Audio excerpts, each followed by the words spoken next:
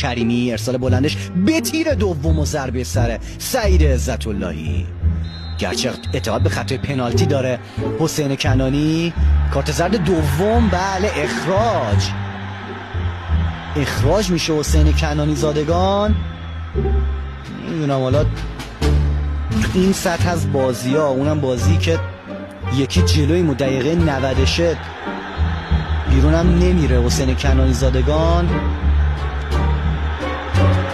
چه کاری آخه که حسین کنانی داره انجام میده و به هم ریخته اصلا بازی و همین شاید باعث بشه که وقت اضافه بیشتری داشته باشیم. همین شاید باعث بشه که به نام خدا. سلام، شبتون بخیر بینندگان از ماشاریپوفه که پشت توپ قرار گرفته و باید ضربه رو بزنه. به نام خدا ضربهشو بلند میزنه و بالاتر از همه علیرضا بیرانوند توپو مشت میکنه. بازم یه برخورد اونجا داشت داریم برای هیچ کدوم از بازیکنامون اتفاقی نیفتاده باشه. سالی که ماشاریپوف انجام داد از دروازه بیرون اومد، نه به نظر پیامی نیازمند اومده و جای علیرضا بیرانوند گرفته. موقعیت برای ازبکستان میره که ایجاد بشه.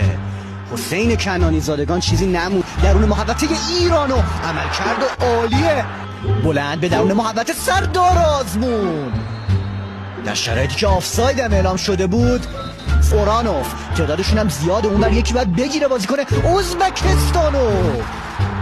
تیر دروازه با ما یار بود تو این صحنه. وحید امیری فرار کرده از سمت چپ، حاج صفی خودش پاس عالی 1 و 2 حاج صفی و سردار آزمون. توپ حالا رسیده به رامین رضاییان، توپ برمیگرده و حالا حاج صفی.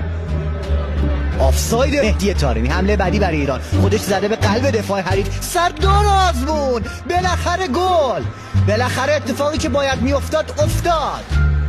ایران 1 ازبکستان 0.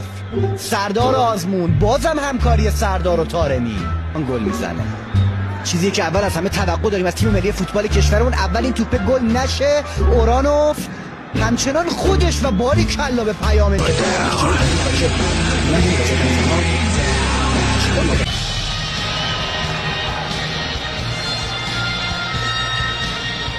کجا نگاه کرد نور است کاپ قهرمانی رو کاپیتان حاج صفی بالی سر برد. به امید اینکه انشالله ما یه روزی که خیلی هم دور نیست بتونیم عنوان قهرمانی آسیا در جام ملت‌ها رو از آن خودمون بکنیم و قهرمان جام ملت‌های آسیا بشیم.